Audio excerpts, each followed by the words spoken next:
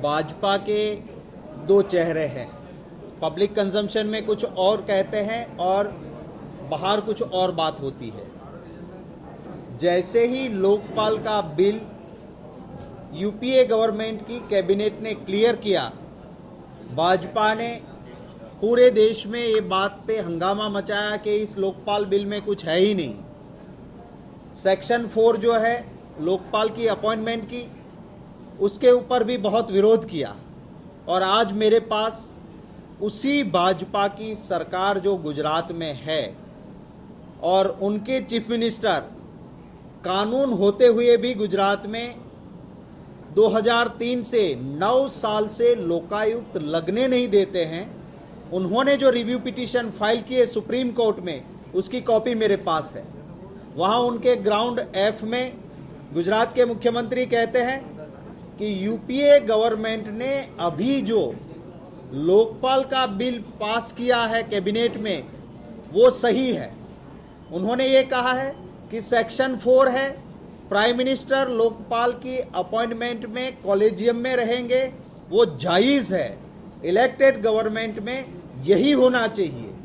उनसे एक कदम आगे जाके कहते हैं कि और जितनी भी अथॉरिटीज़ है, चाहे वो कैग हो, चाहे वो इलेक्शन कमिश्नर्स हो, या और जगह पे जहां अपॉइंटमेंट्स होती है हायर अथॉरिटीज़ में, वहां पे प्राइम मिनिस्टर उसके अपॉइंटमेंट के एक रोल अदा करते हैं और इसलिए वो अथॉरिटी उनके खिलाफ काम नहीं करेगी, ये कहना ठीक नहीं है। हायर अथॉरिटी तो अपना काम करेगी ही। एक और ये दलील देते हैं और दूसरी ओर कहते हैं कि सीबीआई की अपॉइंटमेंट प्राइम मिनिस्टर के जरिए होती है, इसीलिए सीबीआई का दुरुपयोग होता है। तो आप क्यों सुप्रीम कोर्ट के पास ये कह रहे हो? असल बात यह है कि गुजरात में करप्शन, गुजरात के मुख्यमंत्री ने मुंगेरी लाल के हसीन सपनों की तरह प्रधानमंत्री बनने के लिए इतने पैसे खाए हैं गुजरात में से कि वो अब डरते हैं कि लोकायुक्त आ गए तो कर्नाटक के येदुरप्पा जी तो कुछ नहीं थे, उनसे कहीं आगे गुजरात के मुख्यमंत्री भ्रष्टाचार में निकल सकते हैं और वो ख्वाब प्रधानमंत्री का चकनाचूर हो जाएगा। इस डर से कानून होते हुए भी 9 साल से गुजरात में लोकायुक्त रखने नहीं देते हैं।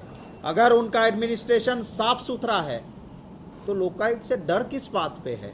मेरा ये सीधा सवाल है। तो ये रिव्यू पिटीशन सिर्फ डिले करने के लिए है और एक एक दिन का नुकसान वो इरिपेरेबल लॉस है। और इसलिए मैं ये बात आज प्रेस और मीडिया के जरिए आवाम के सामने रख रहा हूँ।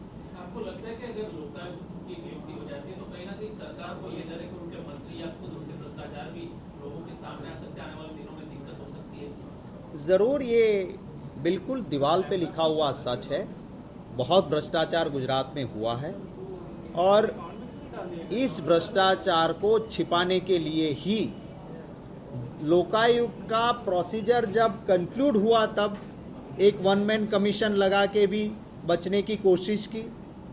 मैं तारीफ करता हूं कि सुप्रीम कोर्ट ने अपने जजमेंट के पैराग्राफ 54 में इसका जिक्र भी किया हुआ है और गुजरात के मुख्यमंत्री इसलिए इसको लंबा खींचते हैं क्योंकि 5 साल से पुरानी कंप्लेन लोकायुक्त जांच नहीं कर सकते हैं।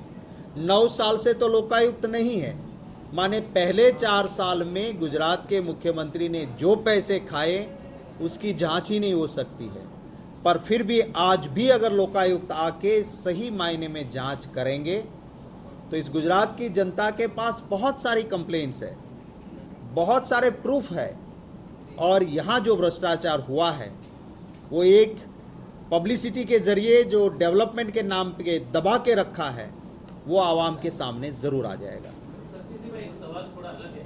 एक जो डेमोक्रेटिक रिफॉर्म संस्थान एक सर्वे है कि पिछले 10 साल में गुजरात विधानसभा देश की सबसे श्रीमंत विधानसभा है और उसमें बीजेपी के विधायक में काफी बढ़ोतरी हुई है।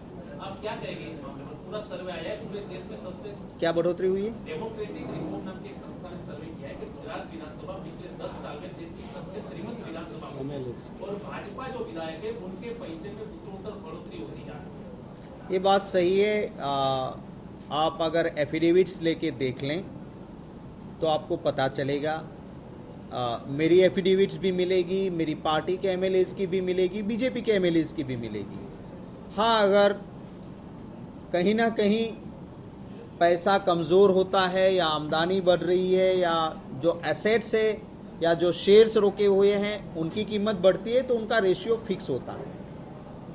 बीजेपी के एमएलए की प्रॉपर्टीज़ और उनके पैसे बढ़ रहे हैं, उसकी वजह गुजरात में लोकायुक्त नहीं है और गुजरात के मुख्यमंत्री करोड़ों से कम खाते नहीं हैं और अपने लोगों को करोड़ों से कम खाने देते नहीं हैं। ये इसकी वजह है।